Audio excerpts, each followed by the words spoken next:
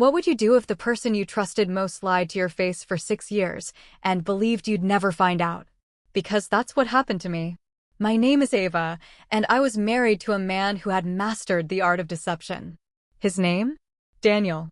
Charming, well-spoken, the kind of guy who wins over a room with a single smile.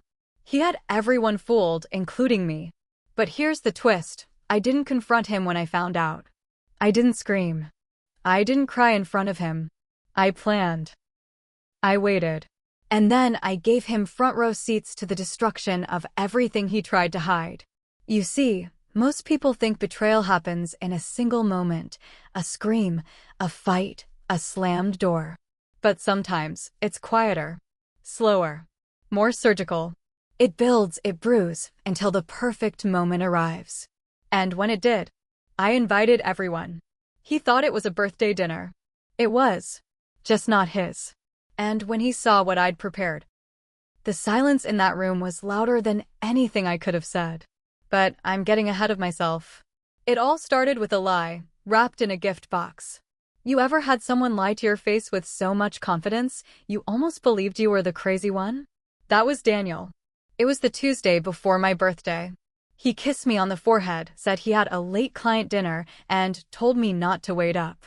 I smiled. Said okay. But something in my gut whispered louder than his words. That whisper turned into a siren when I found the receipt.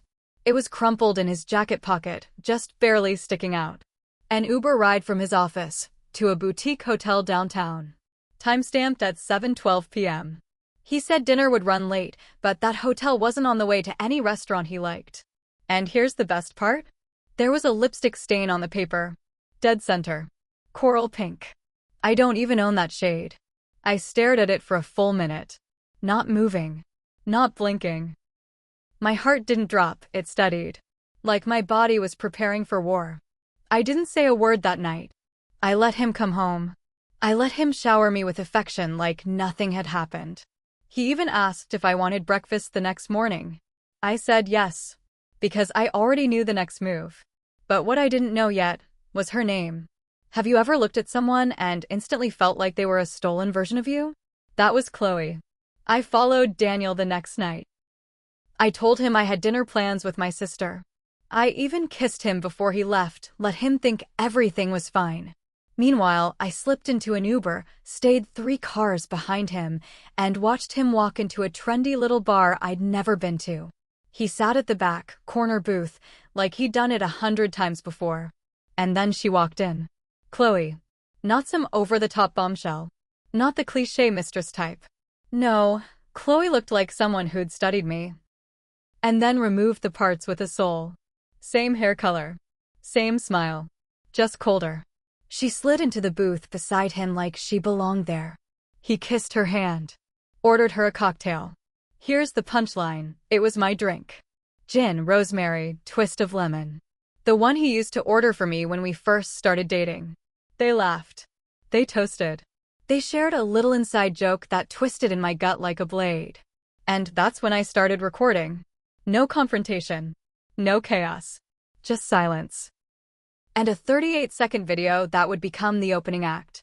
But I wasn't done digging. Because if Chloe was the present, the past had way more to tell me. What's worse than catching someone cheating? Finding out they've been building a life without you right under your nose. 2 nights after I followed them, Daniel got careless.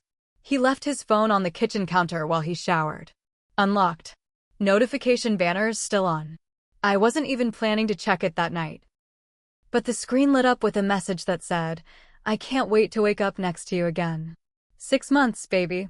6 months? I opened the message thread. Chloe. Of course. Scrolling back, it was like unraveling a secret life. Beach photos, inside jokes, a blurry pic of him cooking in her kitchen, shirtless. Like some bootleg husband cosplay. Then I found the folder.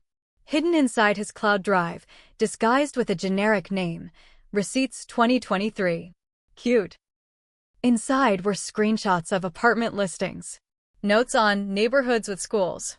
They were planning a future together. Long-term. Kids. Mortgage. Vacations. The kind of future he pretended to plan with me. I didn't cry.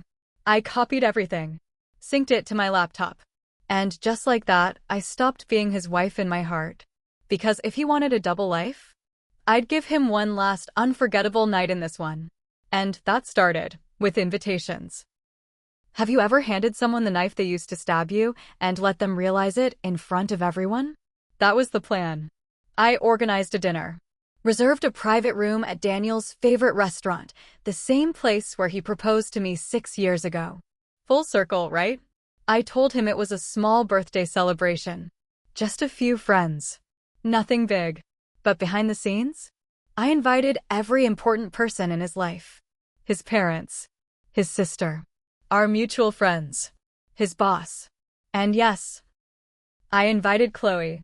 Sent her a personalized message, pretending to be him. Meet me at 7. I have something special planned. The night came. Daniel showed up in his blazer, holding flowers, looking every bit the loving husband. He leaned over to kiss me. I smiled and turned my cheek. Everyone was already seated. Confused. Curious. Tension crawling up the walls. He started to speak, maybe to make a toast. I interrupted. Handed him a small black box. Inside, a USB drive, a manila envelope, and a single glossy photo, Chloe kissing him outside the bar. Timestamp clear as day. He went pale. And, before he could even blink, I turned to the waiter and said, "Can you dim the lights?" Because the show was just getting started. Have you ever seen someone realize they've lost everything and there's nothing they can do to stop it? The lights dimmed. The screen lit up. And there it was, the video I took of Daniel and Chloe at the bar. Them holding hands. Laughing. Kissing. Timestamped. Undeniable. The room went dead silent. You could hear the clink of someone putting down their wine glass. Then came the photos. The text messages. The folder of apartment listings. His double life, projected on a wall, 10 feet tall. No excuses. No spinning it. He just stood there.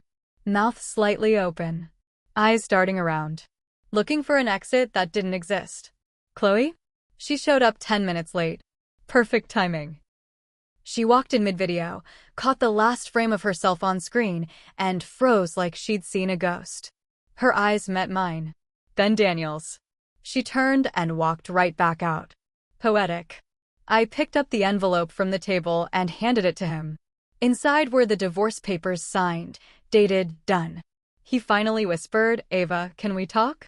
I smiled. We just did. And I walked out. Past the shocked stares, past the silence, past 6 years of lies collapsing behind me like a house of cards on fire. So tell me, if you were in my shoes, would you have played it the same way? Or would you have burned it all sooner?